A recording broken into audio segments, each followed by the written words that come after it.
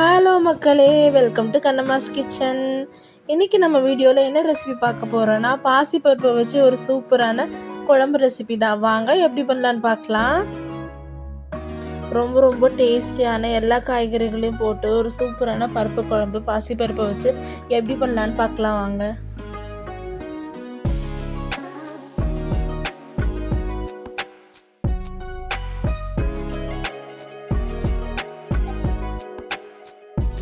முதல்ல இந்த குழம்பு பண்ணுறதுக்கு நான் குக்கர் எடுத்துக்கிறேன்.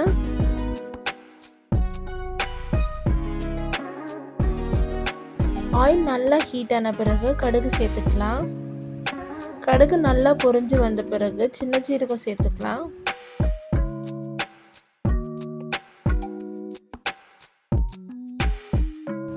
அதுக்கப்புறம் பச்சை மிளகாய் சேர்த்துக்கலாம், பூண்டு சேர்த்துக்கலாம், கருவேப்பிலை, அப்புறம் பெரிய வெங்காயம் எல்லாத்தையும் சேர்த்து நல்லா வதக்கி விட்டுக்கலாம்.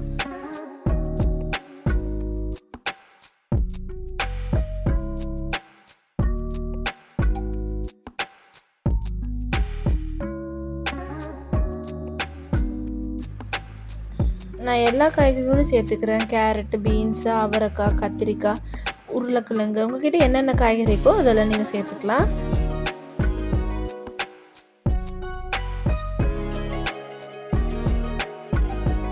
அப்புறம் தக்காளியும் சேர்த்து வதக்கி விட்டுக்கலாம். பாருங்கள், பார்க்க இவ்வளோ கலர்ஃபுல்லாக இருக்குன்னு. இவ்வளோ காய்கறிகள் சேர்க்கும் போது சாம்பாரும் இன்னும் டேஸ்ட்டாக இருக்கும்.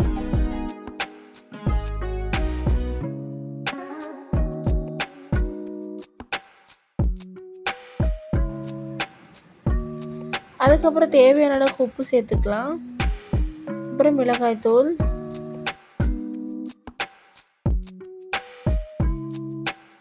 அதுக்கப்புறம் மஞ்சத்தூள் எல்லாத்தையும் சேர்த்து நல்லா பரட்டி விட்டுக்கலாம்.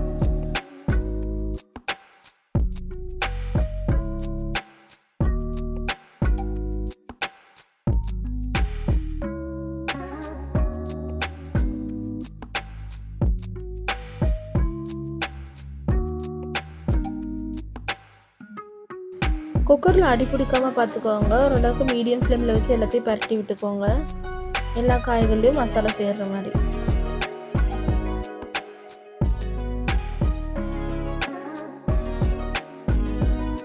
இந்த காய்கறிகளுக்கு ஏற்ற அளவுக்கு நான் பாசிப்பருப்பு சேர்த்துக்கிறேன். நீங்கள் துவரம் பருப்பு வச்சுருந்தாலும் நீங்கள் அதையும் சேர்த்துக்கலாம். பட் பாசிப்பருப்பு சேர்த்துனீங்கன்னா அது இன்னும் தனி டேஸ்ட்டாக இருக்கும். அது துவரம் பருப்பு சேர்த்துனிங்கன்னா அது தனியாக வேக வச்சு தாங்க சேர்த்தணும். இல்லை சில நேரம் குக்கரில் ஒன்றா வேகாமல் இருக்காது. ஆனால் பாசிப்பருப்பு அப்படி இல்லை, ஒன்றாவே சேர்த்துக்கலாம்.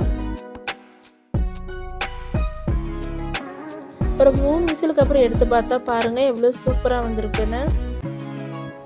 எல்லா காய்கறிகளும் மேலே வந்திருக்கு. இப்போ குழம்பு நல்லா கிண்டி விட்டுக்கலாம். பருப்பும் சூப்பராக வந்திருக்கு, எல்லா காய்கறிகளும் சூப்பராக வெந்து வந்திருக்கு.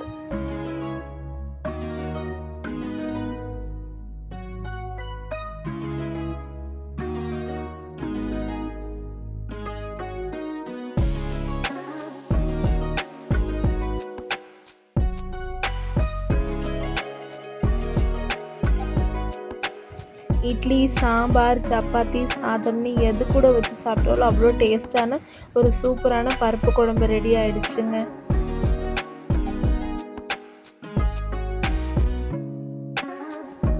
கடையில் வைக்கிற மாதிரியே ஒரு சூப்பரான பருப்பு குழம்பு ரெடி ஆயிடுச்சு.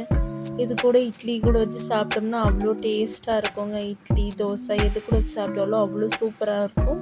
கண்டிப்பாக இதே மாதிரி உங்கள் வீட்டில் ட்ரை பண்ணி பார்த்துட்டு எப்படி இருந்துச்சுன்னு கமெண்ட்டில் சொல்லுங்கள். மறக்காமல் நம்ம சேனலை லைக் பண்ணுங்கள், ஷேர் பண்ணுங்கள், சப்ஸ்கிரைப் பண்ணுங்கள்.